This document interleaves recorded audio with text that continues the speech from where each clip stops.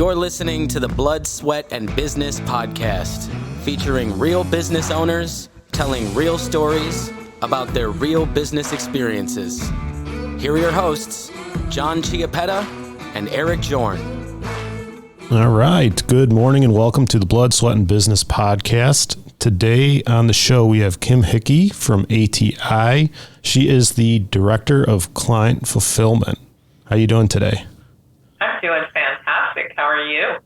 We are doing as well as we can for coming up a couple weeks outside of the deadline for tax season, but we're hanging in there. We'll get through it, and then it's back to planning season. How are things down or out with ATI going right now? Recovering from the SuperConference?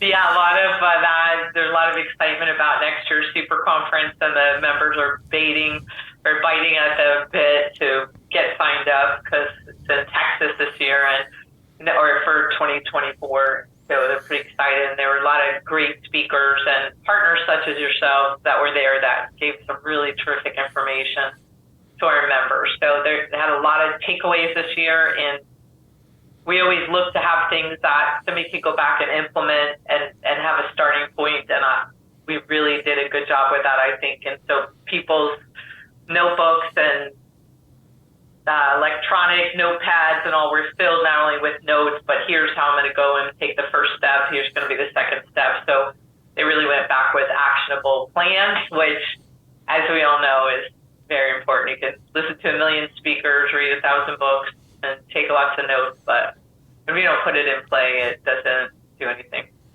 Definitely. I'm still digesting my experience from that conference. It was amazing. It was such a well put on event. Great content, great people.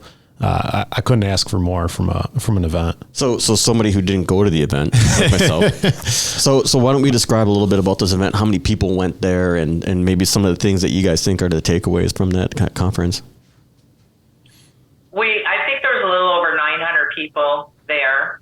We have been running out of space, believe it or not, at hotels because there's a lot of other things going on in the world at the same time, and we sometimes hit walls with limitations of how many. This year, we sold out the first 24 hours, and the resort that we were at, the El Con in Puerto Rico, we're going to have more rooms rebuilt after the hurricane and didn't get it. So kind of had to scramble at the last minute and get rooms off-site and do some things. But for the feedback that we get from our members, why they like it so much, we have speakers that are not industry related. So it's not just staying in that box of all automotive all over, because it's important to know what's happening in other industries and what trends are going on. And we have people talk about leadership and mentoring and economics and just other topics in general. And usually there's several motivational speakers that leave you crying.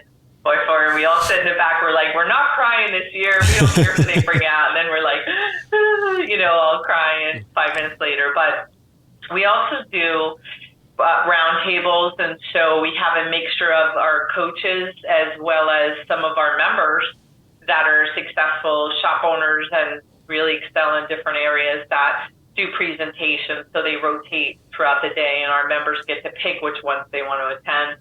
And then, of course, we had some breakouts and all, and the trade show with our partners. And it's a great place for people to go and ask questions, especially for our vendor partners, because when somebody's looking for something new, a product or service, I think a lot of times we're hesitant to call a company because we're like, oh, if we make that call, they're going to hound us to death, and we're never going to get rid of them, right? So when you're at an event like that you can just go and walk around and ask questions and also hear what the other people are saying, because when there's 900 people there, somebody has used that product, and they're either saying, that's the greatest thing we ever did, or, here's where I had issues.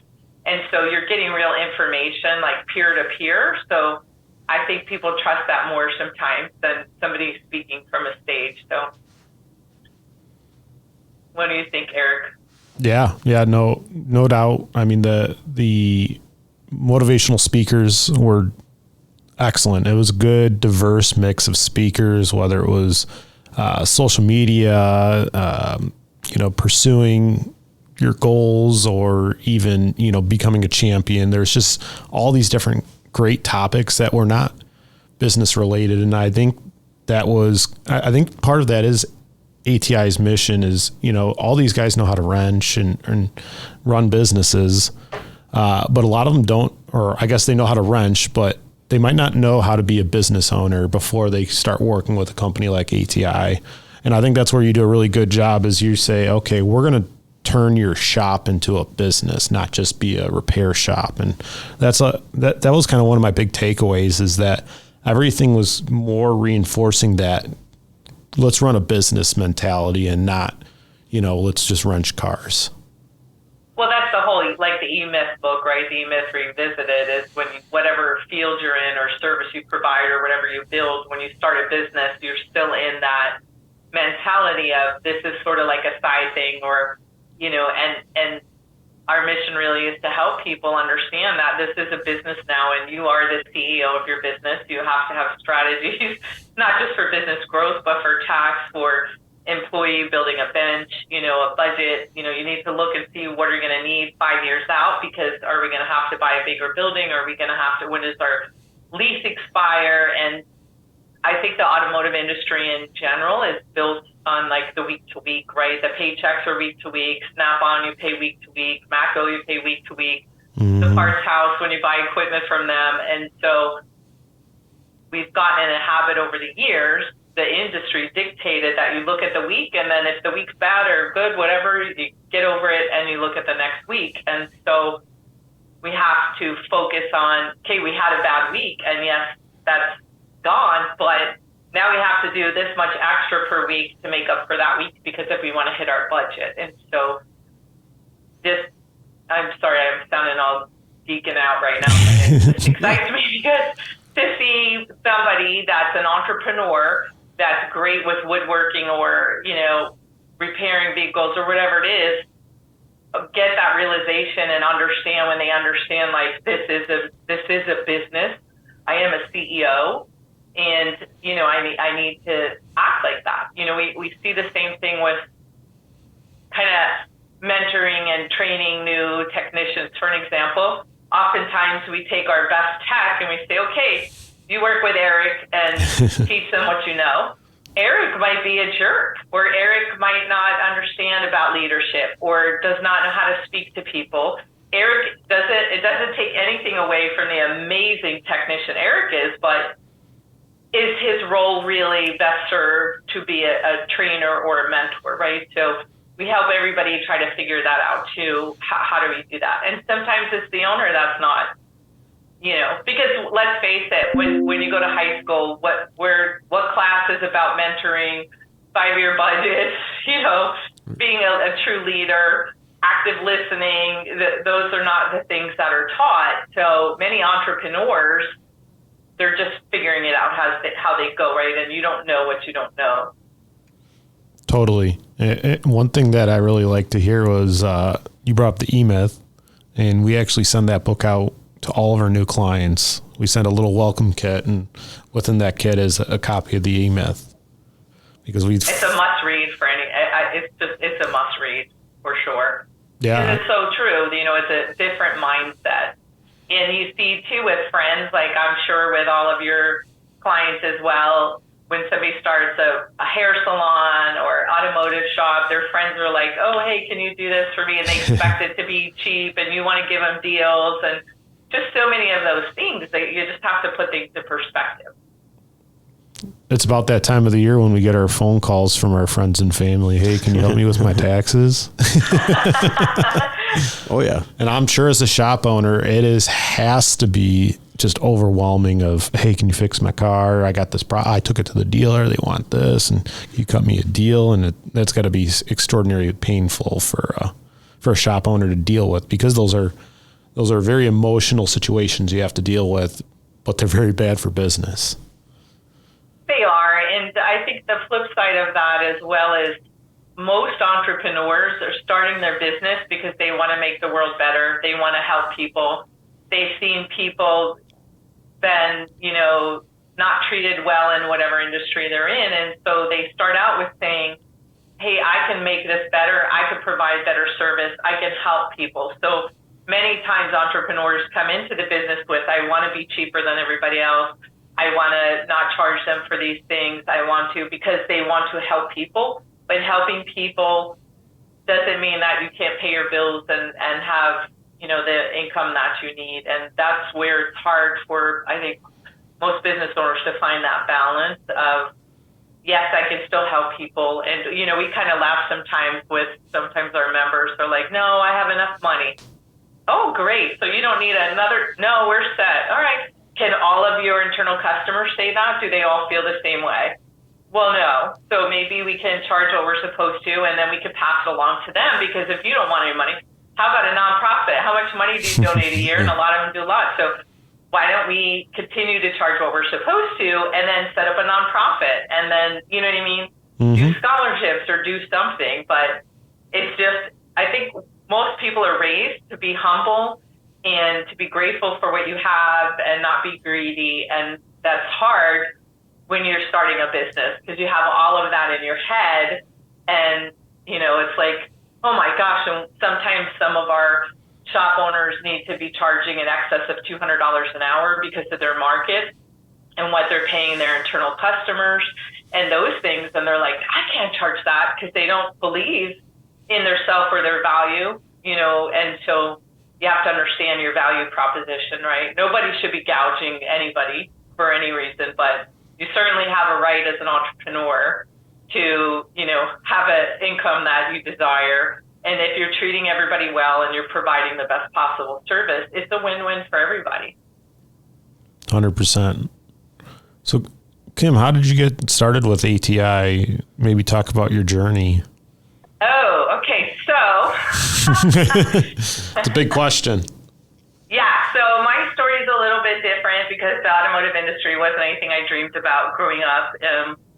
I moved to Arizona from New Jersey when I was in my early 20s. I think I had just turned somewhere around there. And moved out there to take care of my grandparents. And part of that was to take them to the doctors and make sure they had groceries and, some other things. They had moved out there and retired and left all our family in New York and New Jersey, and we're alone. And it was like, okay, they're not doing so well out there. So the other thing, a part of that was taking their vehicle to get serviced, right? So we went on a trip to Pikes Peak in Colorado. If anybody's not familiar with that, it's a very sketchy mountain. And so everyone told me that as soon as you get back from Pikes Peak, you have to go to a shop and you have to tell them you were there, because you're going to burn up your brakes coming back down. Wow. Okay, so we get back. I have an appointment the next day for car service. I go in there and they said they inspected the vehicle. I'm putting that in air quotes. And then a couple minutes later said, well, your brakes are fine, but we have to take the high altitude air out because you're in Colorado, put in Arizona air.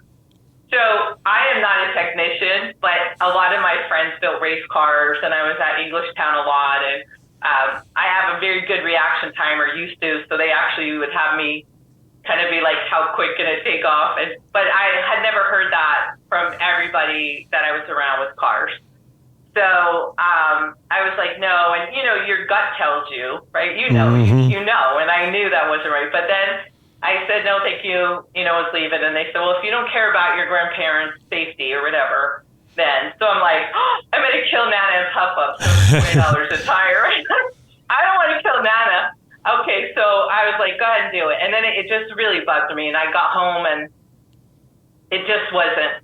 So I called one of my friends in New Jersey, and they were like, what is the address? They're coming back in a trunk. Like, this is not. And I was like, no, I got this. I can.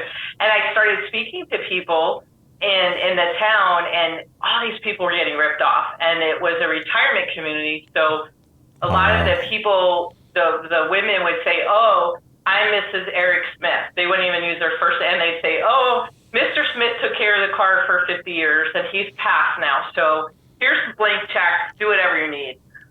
I mean, they were charging $3,000 for tune-ups. They were spray painting shocks, and it just angered me to.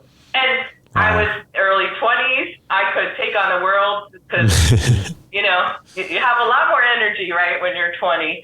And so I had somebody I knew that worked at like this tire shop, and I want to say he was 50 or 52, but he was a stereotype mechanic, the skull, from whatever years ago. Sounds like leftover beer the next day, the skull, the whole whatever, right? So I was like, somebody new bought the tire shop, and he had to step up production. He had half a lung because he had valley fever. I mean, he was. Wow.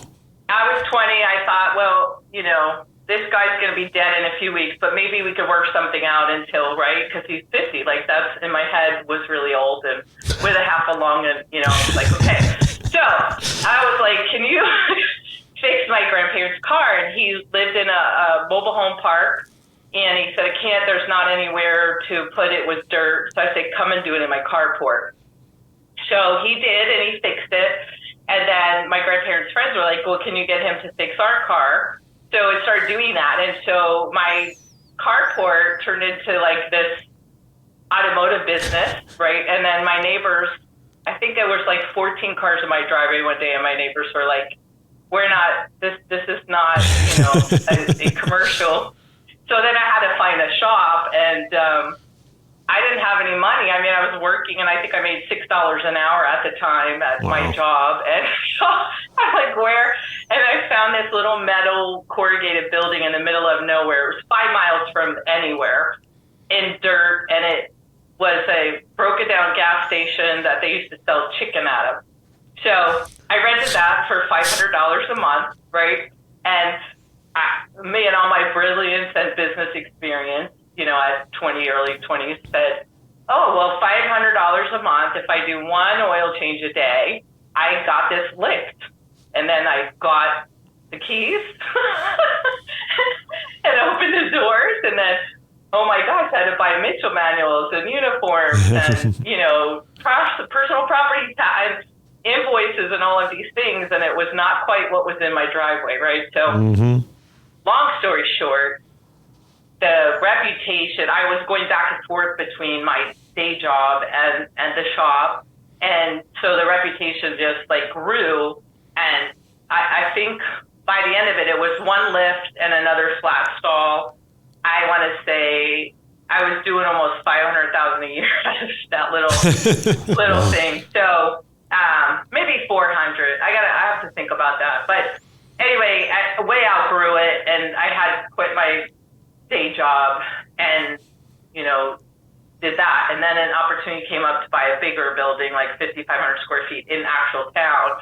And so then I bought that, and I certainly wasn't starving. I mean, I had nice things, I had nice whatever, but I was working till 10, 11, 12 o'clock at night, 7 days a week. And I just didn't understand that millions of dollars were coming in, but I wasn't keeping what I thought. And then, so I went to a seminar.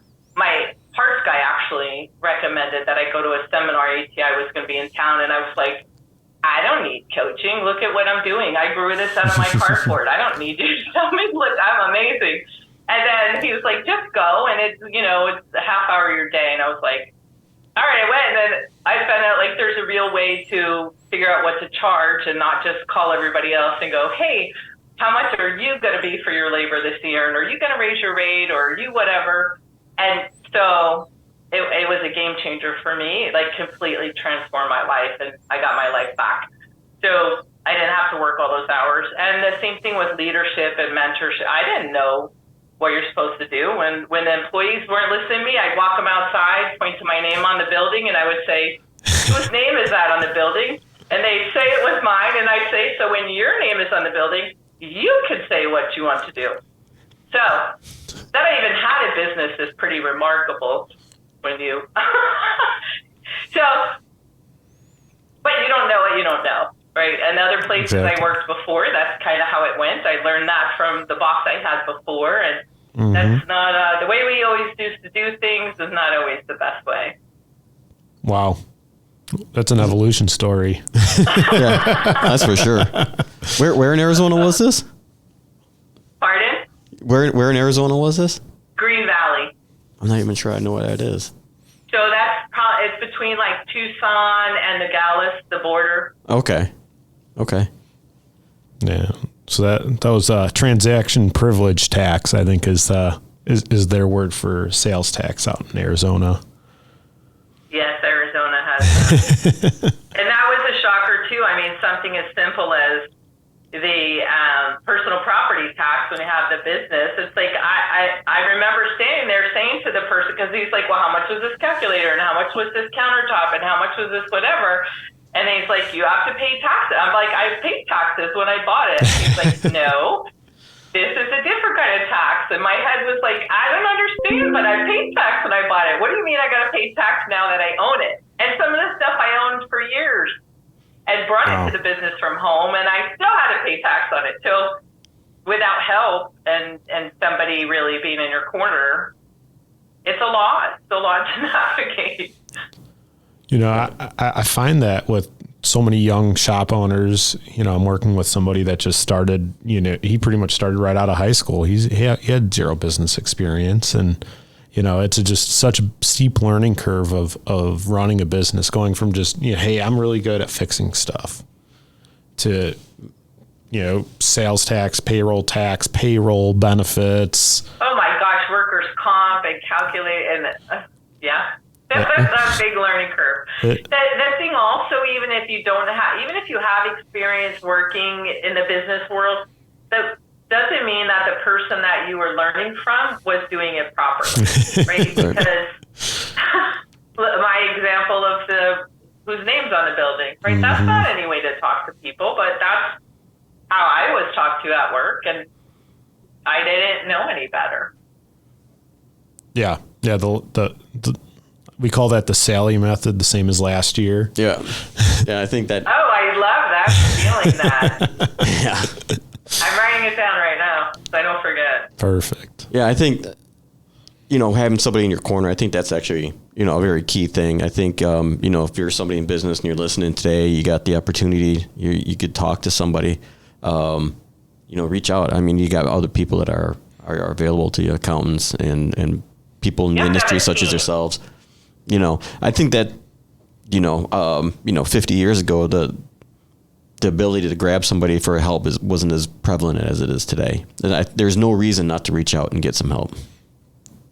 Well, I think the world is so evolved, and with technology and the constant tax laws and HR laws, and there's just not any way that any entrepreneur could spend all day long becoming an expert in every field. And so you really need a team. You have to have a team that can support you, that you can go to. And we talk about that a lot with our members, because the succession plan, we're always looking for that end, right? Because there's two ways you're leaving your business: in a box or, you know, on purpose. And I hope you have a plan either way, because it's going to happen. You're going to leave your business, right? So you got to have that team, and assembling that team and having those trusted partners. And my gosh, CPAs are so important. People get in so much trouble with that. And I know when Eric was on my podcast, some of my pet peeves with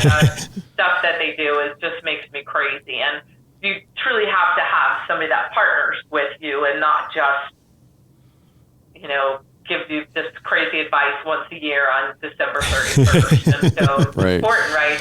And I'm sure you get those, can you fix this? I called Eric this morning about something about my account I had for years now that is just gone, missing. Yeah, and unfortunately, you talk about leaving the business in a box. CPAs love to leave their business in a box. Oh, yeah, they'll fall right on top of their keyboard. Yeah, with the mouse in the hand. It is funny. I did have a call yesterday with a new shop owner, and he was pleasantly surprised about how many questions we asked around what he's buying from Snap-on. I knew you'd like that. It was beyond just the, you know, oh, hey, these are tools, we're going to throw it in one account. It was, hey, what did you buy? Do we have equipment? And in Snap-on, and he understood the concept of Snap-on, there's two things, right? You got your rotating line of credit. Maybe I'm buying a wrench or whatever it may be, and that's $100 or whatever it costs. But then, hey, I might buy a lift or a scan tool or something big, and I need to utilize that. And that has to be actually added onto the balance sheet and depreciated over time, not just expense and write off as you make those payments. And it's an actual formal note when you buy that. It's not your rotating line of credit. It's actually a formal note directly with Snap-on. And the driver's just the facilitator of collecting those payments and paying that note for you. And a lot of shop owners don't understand that, bookkeepers and accountants. They don't, probably because they're just too busy to think about it, and they don't know the industry well enough. Well, as you know, that's one of my biggest things. Because I think to myself, I'm not an accountant, and I know when I look at these things to ask, like, hey, what do you got in here? And so it's upsetting because I think that when somebody signs up with, whether it's ATI, whether it's with Kaizen, whether it's with an HR company, you expect a level of expertise and that they're going to deliver what they said. And so it's disappointing for sure, but it's such a bigger issue that we really have to have some understanding ourselves of what's on our balance sheet and P&Ls and whatever else is going on, whether it's with HR stuff. But you have to really vet and look at who you're working with and make sure that they fit the needs. And, you know, that's a perfect example about you asking those questions and all, because it shows that you really not only care, but that you understand, you know, what's happening and you understand that business and you want to truly be a partner to them. And that's what we need. The world is so busy. We need partners that can really help us and be there shoulder to shoulder with us. Because, you know, some days having a business is like fighting in the trenches. I mean, everything's coming at you. So you have to have that group of trusted advisors. And, you know, some of that includes professional people that you can trust. Yeah. Why don't you talk about how does ATI provide that role with their shop owners? What does that experience look like for a shop owner to work with an ATI coach? So, you know, we talked about the E-Myth a little bit, and we do have members that come in that do know a lot about the business or some things already, but it's really that whole cradle to grave. And again, we talk about leaving in a box or going out planned. You're going to leave your business someday, and you cannot go through life and just be like, yeah, and not have any end goal in sight because you don't know where to shoot, right? You don't know what your target is. Mm-hmm. And so many times people come into the program and they're, you know, maybe reaching retirement age, and then they look in their bank account and their investments and say, we can't retire. I got to work another 20 years. Well, when you're 60 years old and 65 and you look at your stuff and say, I got to work another 20 years, that's a pretty big ask, right? And they worked hard their whole life. So it's really disheartening, like when you hear those stories. And so we want to make sure our goal is to help literally shop owners like achieve their dreams and get their life back.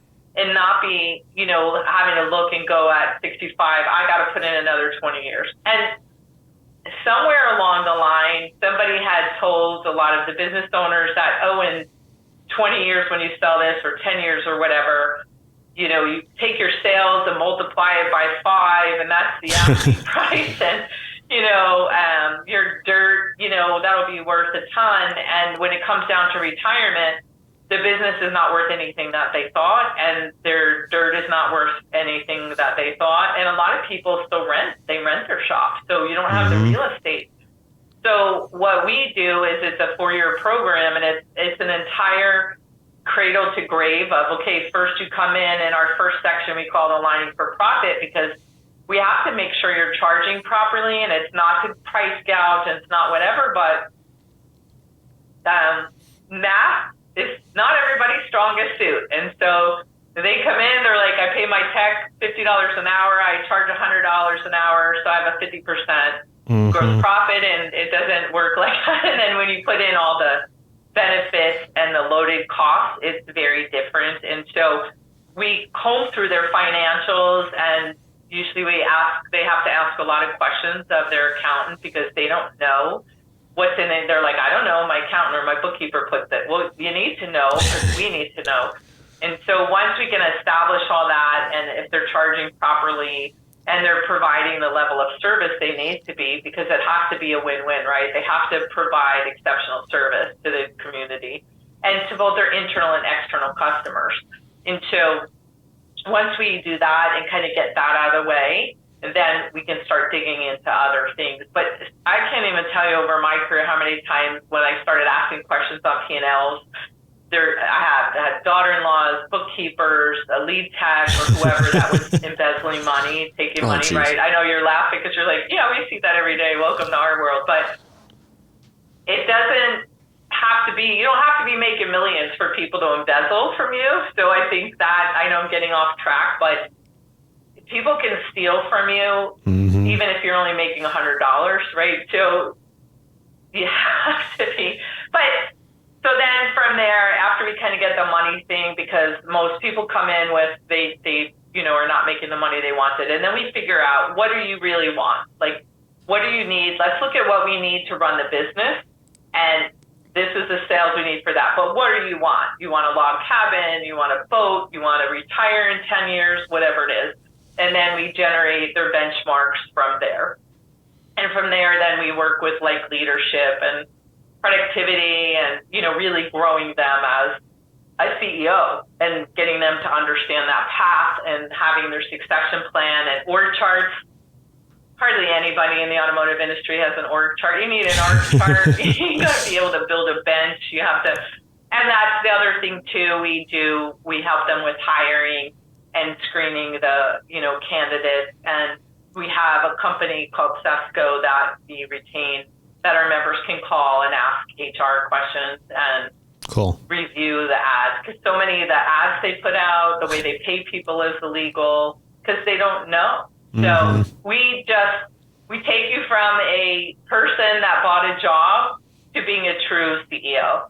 And there's a lot of tears along the way. And joy and money. And it's funny, so many people think of profit as such a dirty word.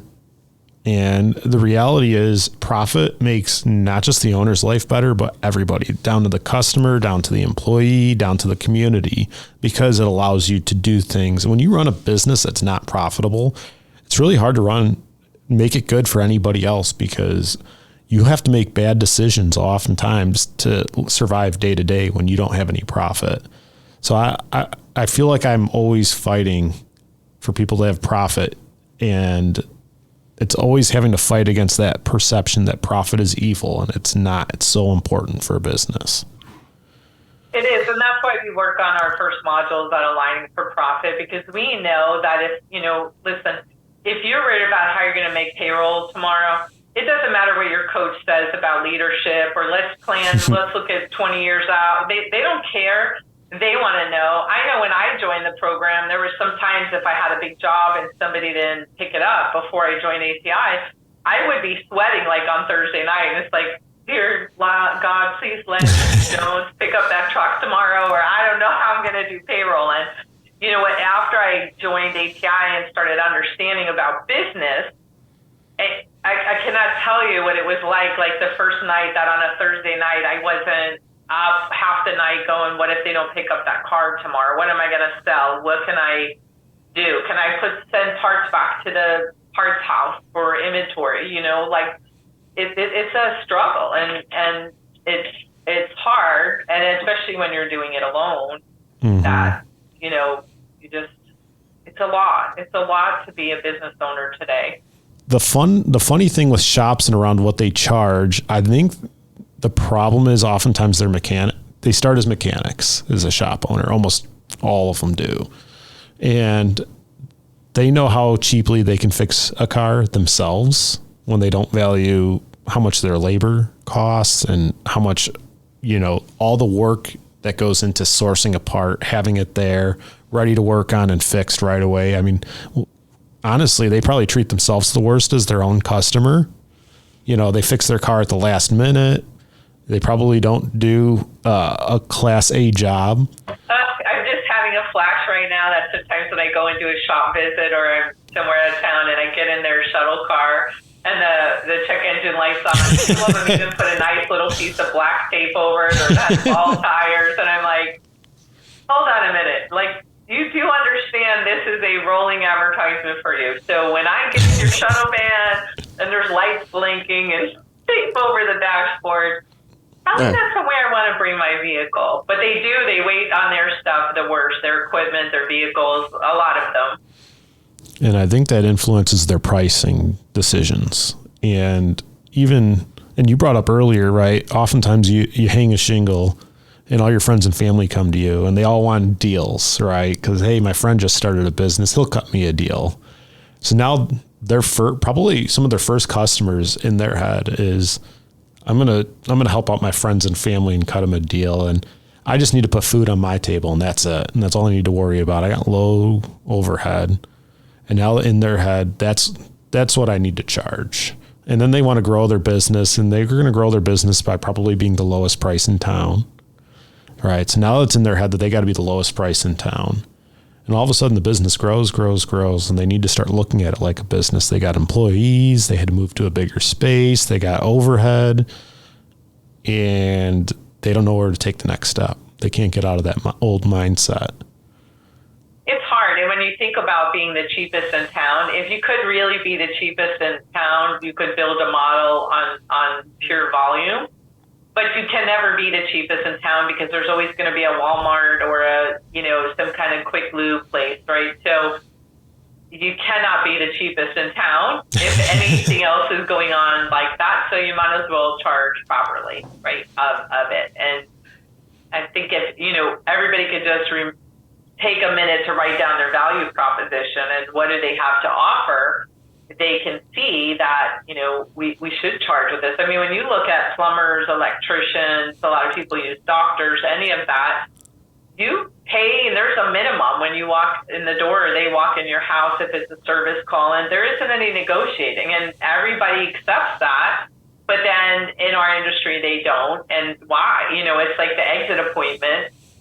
We're strong believers in setting an exit appointment for their next point before they leave, and we get so much pushback from that. And I ask all the members when they start fighting back on that, do you go to the dentist? Well, yeah. How often do you go? Twice a year.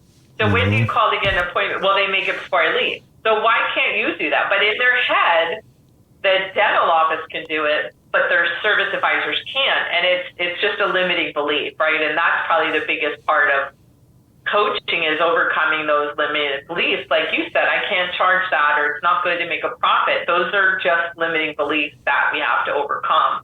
And the other thing, I think people make a mistake of, we call it, selling from your pocket, right? So if you think Ford Broncos are a piece of junk, and then you're like, somebody brings one in, you're like, that's not worth putting $800 in or whatever. And it's like, that car might be worth $1 million to them. It could be sentimental. It could be whatever. Your job is to advise them of what it needs, and their job is to decide if they want to take your advice, right? But we get these limiting beliefs and these blinders on because we think, gosh, I could get that cheaper. 20 years ago, that was only, $30. It's not anymore. It's just not.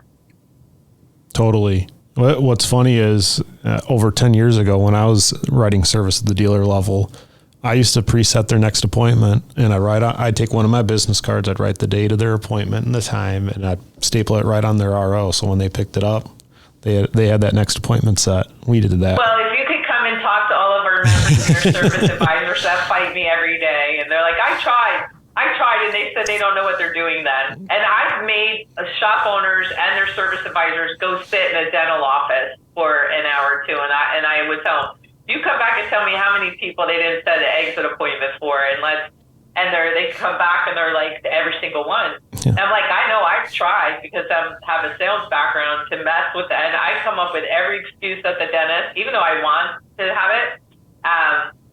I don't know why my thing doesn't. Even though I want the appointment, but just to see how are they going to overcome my ejection? And I have come up with some whompers, and they're just like, no, we're going to set it, and if you have to change it when we get to that time, we will. Yeah, you just set it and tell them. You just say, hey, I already got your next appointment set. If that doesn't work out when we get closer, just call us and we'll reschedule or we'll send you a nice text reminder about the appointment, and there'll be a link in there for you to reschedule your appointment when that text reminder comes in. And I'll tell you, me as a consumer, I'd love that. I want to work with you to be so effortless that it's like working with buying stuff on Amazon, right? Amazon set the standard of how easy it should be to do business with you. And if you're a shop, like my ideal experience for a shop is, hey, you got a late night drop box on my way home from work. I'm going to have somebody meet me. I'm going to drop my keys in there. When it's all done, you're going to send me a text with a link of what my car needs, how much it's going to cost, and I can pay it from Apple Pay on my phone. And I'm going to come pick it up, and I want to go into a box, grab my keys and go, because I'm going to pick it up after work late at night again. And we're all done. It's easy. No, very little touch points, very little friction. And I want my next appointment already preset for me. So I show up. I mean, I go to the barber across the street only because, or mostly because I set an appointment on my phone, and and I have it set for recurring appointments, and a reminder comes on my calendar and says, you got to go get your haircut. And I get up and I go and get my haircut right across the street. And I don't have to think about it. I don't have to schedule it. I don't have to call. I don't have to wait. It's just always there, available. I'm done, in and out, done. And I pay a premium. I mean, I probably pay twice as much there than I would at a Cost Cutters or Sport Clips or wherever. One of the interesting things about that, and the convenience, right? It's convenient. You're busy. It's on your calendar. But the other part of that, why it's so important, is the psychological commitment, because you're less likely to quote unquote cheat on your barber and go somewhere else if you already have a date. Yep.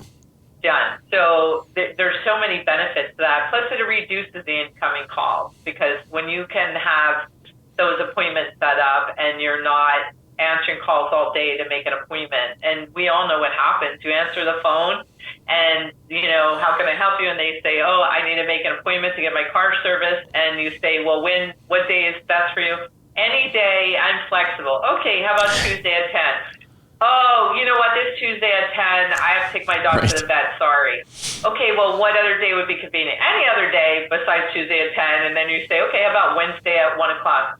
Oh, shoot, you're not going to believe this, but Wednesday at 1 o'clock, I promised my neighbor I'd give them a ride to whatever. And then you're like 4 different more options. For Pete's sakes, just stop the insanity. Make the appointment. If you have to change it, change it. And then you can regulate your car count. That's the other piece why it's so important. Almost every shop and business has a month of the year that things are a little slower, a week of the month, a day of the week that it's just a natural whatever in their area. We have people in Texas that when the rodeo's there for 3 weeks, unless you're in a Western store, the business just kind of drops off, right? And so there's so many things. The holidays people complain about. When you're scheduling those appointments and booking those exit scheduling, you can start filling in those things and watching your trends and saying, okay, Tuesday mornings were typically a little slower, so let's book some of those for Tuesday. Or the last week of the month we're busy with inspections, so let's do it the week before. And you can use it to really regulate and keep your car count more stable, so it's not so up, down, up, down, up, down. 100%. I love that. Yeah. That's actually pretty cool. I have yet to bring my car somewhere where they give me an appointment on the way out. So, well, tell us, I demand it. I demand it. I'm actually working on a customer bill of rights right now of what every consumer should have when they walk into an automotive shop to say, this is what I deserve it. I deserve top level service. I deserve to have convenience. I deserve to have an appointment set for me. I deserve for somebody to tell me the truth and don't hold things back because you're afraid you're going to get a bad Google review because you gave them the entire estimate. Like, it's nonsense. Yeah. I do remember the anxiety. I had some techs, different techs, if they looked at a car, would have different situations. So I might get a ticket that had only 2 or 3 items on it from one tech. But if I give that same car to another tech, I'd have a mile-long list that I got to go talk to a customer about. And you get so much anxiety talking about, hey, it's a 5-year-old car with 80,000 miles on it, and you got 3,000 of recommended repairs, and you're like, this person's they're going to kill me when they see this. But after you from a selling standpoint, if you learn how to compartmentalize all those different repairs and rate them and talk them through the process, and what's needed, what's a safety, what's a maintenance, what's a longevity item, it really simplifies it. And it's just a matter of understanding what's actually on there, what the process is, and then what's important to the customer.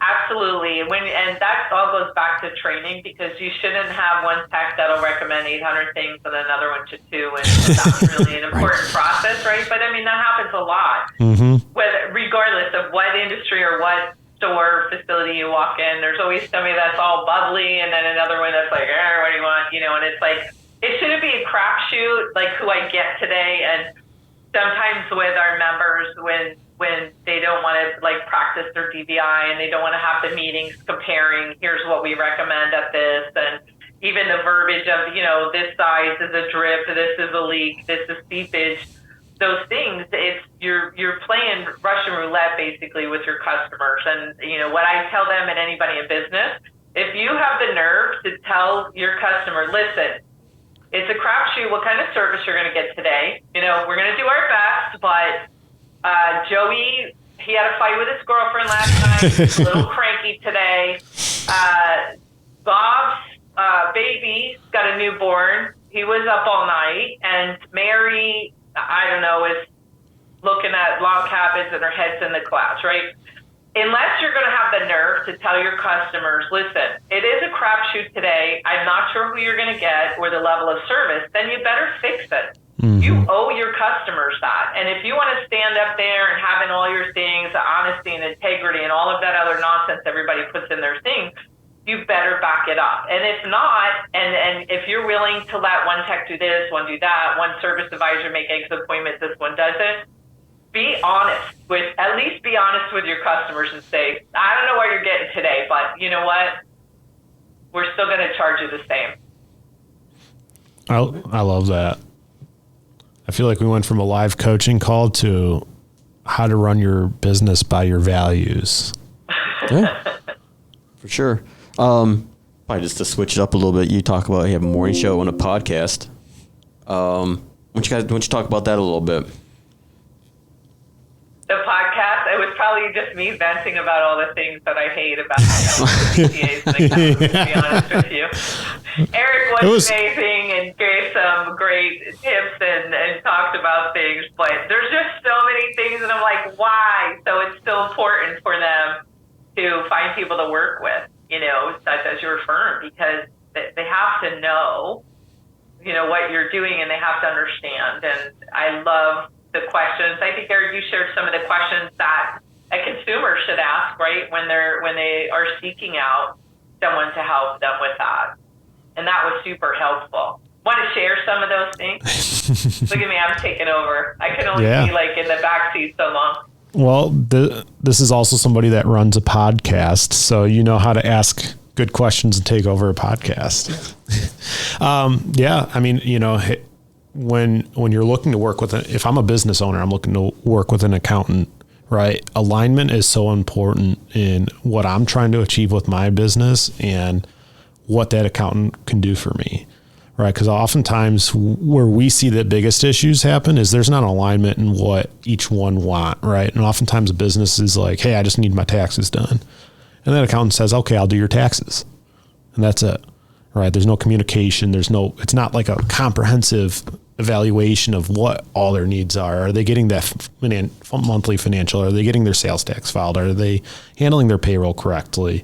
Do they have insurance? Is that being handled? Do you have a retirement plan? Is that compliant? Are you actually putting money in it? Are you actually investing that money? And I know that's a hot topic for John over here. He's a financial advisor within our firm. And, it's just all these things. And if you don't spend the time and ask these questions and get total alignment of, hey, this is what my business needs. And as a business owner, you probably don't know what you need. So you need to ask all those questions. It's so important. And so, I mean, we'll say, hey, here's the list of questions I need, right? Is every financial aspect of my business, do I have a solution for that? And with whenever we talk to a business owner, we have a list of questions we need answered, right? I will not let anybody come in their door if we don't know who's handling the sales tax, who's handling payroll, who's handling the tax returns, who's handling the financials. We need to know all those roles and responsibilities, because otherwise that's how things slip through the cracks. That's how all of a sudden you get a surprise tax bill, you get penalties, you get issues because it's not comprehensive.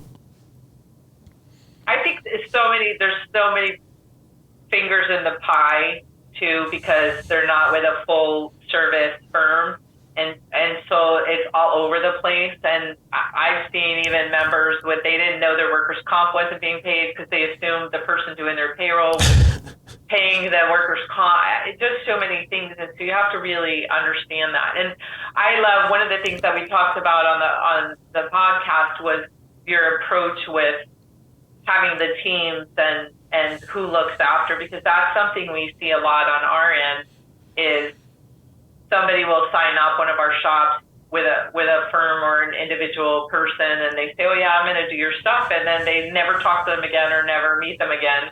And it's somebody else, like a bookkeeper or somebody that's making all the decisions and doing all the things. And it's like you said, not in alignment. So you want to explain that approach a little, because I love that. Yeah, definitely. So the way our team works with a small business owner is we do segment it down to whoever's the expert in that field is going to be handling that. So we have a payroll CSR if we're doing your payroll, and they're going to handle your payroll and your tax filings because that's what they're an expert in. We're going to have a bookkeeper, and they're going to get all the information inside the accounting system and make sure that, hey, we have complete data in here.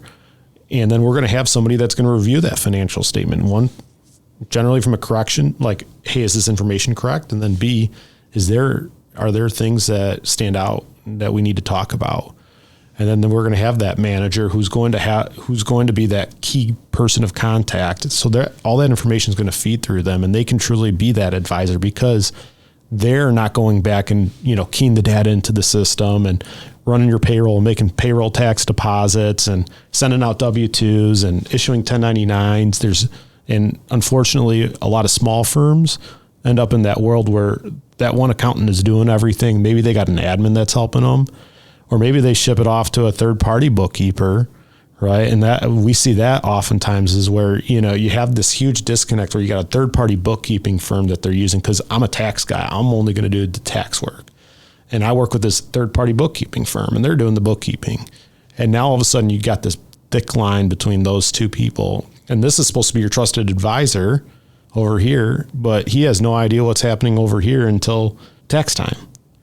So that's why we really have this integration between all the people on the working on an account. I mean, we live in teams. Yeah, relentlessly. I like the coordination that we were able to provide. I think because not only is it the accounting and financials, Eric was somebody with the insight in the industry in itself, but then if somebody was looking for some sort of a retirement plan, it's not like okay, I got to go find the person I always refer that business out to. We have that team member in house too. So, and it's all coordinated. It's a coordinated effort. Yeah, it's kind of like a I don't know. It's kind of like a dance. It really is.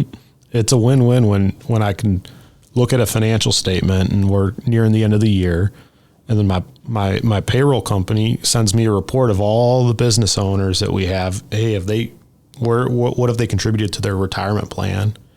And I know I got to reach out to people who have not maxed it out or not on track to max it out for the year and say, all right, let's look at your financial statement. Let's look at your retirement plan contributions. You haven't maxed that out yet. Do you have the cash flow, and do we want to do that? Is it going to be tax efficient? If that answer is yes, I shoot an email over to John and our payroll company, and the whole thing happens. And you as the business owner, you don't have to worry about a thing. All you got to do is just be tagged on the message and say, yeah, I approve. That's it. So you're not waiting until December 31st for the big surprise and saying, You need to go we buy should have done You that. need to go buy a equipment. $30,000 piece of equipment that you're probably never going to use, and just wait for the tax write-off. No, and I would say please don't wait until December 31st for a planning idea, because it's very hard to get that done. If you are actually one that you've been thinking about a retirement program, do that starting as soon as possible. Because then what happens is that it starts getting later in the year, and it becomes that much more difficult to even get those things together, because they don't happen overnight. There's got to be decisions on how or what you want to do. I disagree with you, because I hear from our members every December 31st or 30th. I can't take the call right now. I have to go buy a new truck. Or I'm trying to buy an alignment machine. Why are we buying in 5 minutes? I just talked to you last week. You didn't need one. The accountant said I have to spend, $50,000 to save $5,000. But they don't even understand that part. They just hear I'm saving $50,000, and they don't understand that it's reducing the taxable. So they're thinking I'm going to get, say, $50,000 in taxes. Yeah, you never say how much do you need to, or you need to spend X amount. You say, what does your business need right now? That's how I always lead that conversation. If I know that we want to knock down profit, I say, what does your business need? Well, first of all, we got to make sure you're paying yourself, right? And that's putting money into your retirement plan. If you haven't maxed your retirement plan, you got no business buying equipment or a truck. You got to get that money in retirement, because otherwise they're going to be calling up ATI and saying, hey, I want to retire and I got no money in my retirement account. But I got a bunch of equipment. I'm ready to retire here in 3 years. I got a bunch of equipment out here I haven't used for the past 20 years. So. I got 3 extra lifts that are brand new, but there's no cars to fill them. And another thing people don't think about is you actually need to have that lift installed before you can take that deduction, not just write the check. And that's... Oh, really? See, I didn't know. Look at me learning. I'm learning stuff today. Yeah, it needs to be... has to be installed and in operating whatever equipment you buy for it to be... deductible. Yeah, you have to take delivery of that equipment. It has to be placed into service is the technical term there. Yeah, I don't think anybody ever told any of us on the automotive side that it has to be in service by that date. So yeah, I think what people think is, the IRS is never going to check if there's a check written, right? But you can operate your business from a tax standpoint like that. If the IRS never finds me, they will never know. And when the day comes, when they open up the cupboard and they find the stuff, they're going to get you. So you might as well do it right. And we all know it takes 6 to 8 weeks to get a lift, if you're lucky right now. So you need to be thinking about that. You need to be thinking about what you need to buy in September, not in December. Absolutely. And earlier the better. And if you want to start a retirement plan, you need to start thinking about that in June. Think about it now. I mean, right now, actually, people are getting all their taxes done. They're seeing the repercussions of the decisions from the prior year. So if you want to take a look at it and say, or maybe you're having a hard time retaining some good employees because you don't have the benefits out there that other shops maybe are offering, because you want to put that into play, because you have to say, all right, so if I put a program in place, it's not just going to go in my pocket. I got to figure out what's that going to cost me to keep the employees with matching or whatever we decide to do. And what's the deadline to open up a retirement plan? Oh, there's my deadline and there's deadlines. Department of Labor, I think, wants to have you by October 1, right? October 1. But I mean, are there 401ks implemented subsequent to that time frame? Yes. I'm assuming no one's going to call up DOL and say, hey, we have a problem with this. But I think you want to be able to take your time, plan it, and budget it, because you were talking about budgeting ATI budgets. Let's take our time and figure out how that's going to work for the team and how that's going to impact my financials. So the sooner you start looking at that, and then when you make that decision to implement it, again, it doesn't happen overnight. It takes a lot. It takes a lot of paperwork. It takes a lot of coordination. You got to get somebody to write the 401k plan in itself, and then you got to get make sure you're getting the funds. And so, the whole thing does not happen overnight. Well, according to our people, December 31st, you can check everything out. You can buy whatever. And talking about budgets, one of the things, we're so huge on the 5-year budget, and there should never be a surprise that you need a lift or you need a additional people, or unless somebody very unexpectedly passes away or something. But if you're building out your budget 5 years and your projected sales and tracking and adjusting as it goes along, you know exactly how many people you need in the first quarter of next year, the second quarter, your equipment, and hopefully everybody's keeping a log of all of their equipment, and when you're purchasing it and putting it in service, looking at it and saying, okay, this has a 5-year life expectancy or whatever it is, and that somebody's tracking now, because if it has a 5-year life expectancy, then we better put in 5 years in our budget, we need to do this, right? And then have also in those records, maintaining them. That's a lot of stuff we don't see people do, is maintain their equipment, and are you having the safety inspections needed, and what number do we call? And just for insurance sake, you should know what the value is and the serial number and a picture. And it's just so much stuff. People just run amok with everything. And I'm like, Yeah. Awesome. Well, we've turned this into not only an automotive coaching session, a business leadership coaching session, but also a tax and accounting coaching session. 2 parts. I can't imagine anybody having to listen to this one. It's going to be like part 1 and part 2. We might have to divide this in part 1, part 2. I think. Oh, I think we have a natural divide now with so we've got a natural divide, so we can start that one in the middle somewhere. Yeah. Definitely.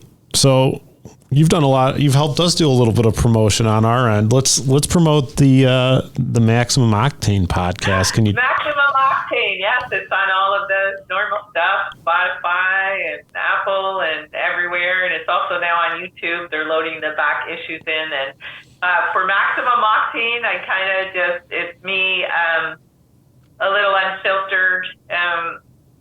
I know that everybody would be shocked to hear I'm not a wallflower, not a sugarcoater. So, this is a little bit more of me without having the constraints of being on somebody else's and maybe saying something they don't.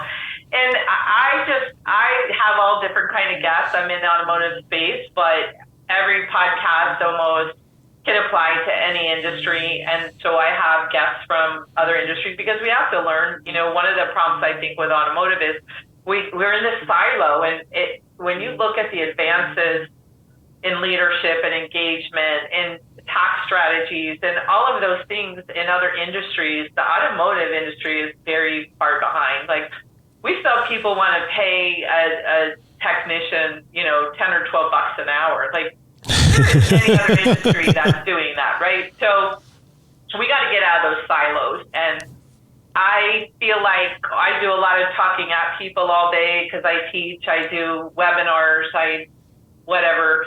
And it's nice to have people on that just have real life experiences, because I feel like when you hear it from a peer or somebody like you, then it seems more achievable. I know sometimes when people listen to somebody that's supposed to be an expert, it's like, well, yeah, they're an expert, whatever, I can't do that. And so I really like to have real people on, and nobody's pontificating or doing whatever, and they're just like, hey, and it's such a wide thing. Like, I had one of our shop owner couples on that were married 30-something years and getting ready to retire, and we're going to split up. They were splitting up, and they were like, why would we do this after all these hard years? We put in the work, and they went to counseling, and they got it worked out. But, these are real things that real people go through, right? When you own a business and you still have, some of you are parents, some of you are in relationships, some of you are taking care of elderly people or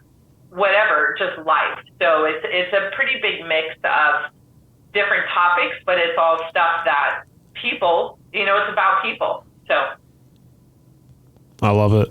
That's somewhat along the lines of what we try to do here, right? We want to hear people's stories, how they did it, what did they struggle with, how did they make it through those struggles, and gives a business owner the opportunity to, or even somebody who wants to be a business owner one day, understand, hey, it's going to be okay, right? You just got to stick with it, keep working on the business, make those micro improvements, and next thing you know, you're on the other side, and you said, wow, I built a successful business. It takes time, it takes persistence.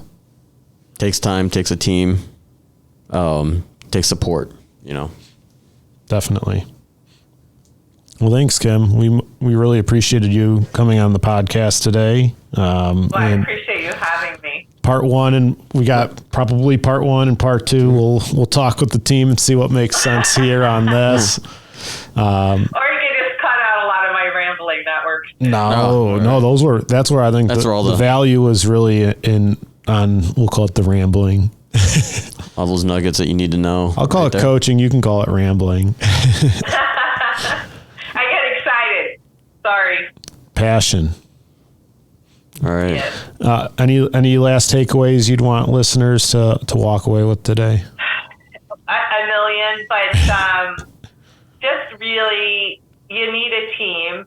Stop trying to do this by yourself. And obviously, I would love for people to call me at ATI and say, hey, we want, but honestly, I hope you have some kind of a coaching, whether it's with ATI or anybody else, and build a team. You need your trusted advisors because you're on a long journey. And so make sure you have a firm that you can work with that can help you with all the pieces that go together with, taxes and planning for retirement and all of that stuff. And payroll, there's so much trouble people could get in with payroll and HR and all of that. So build your team and don't just call them once a year. That's another thing that we see sometimes with people on their way out, or if something happens unexpected. It's like no one at the whole organization knows who that is. Like, stay in touch with them. They're there to help you.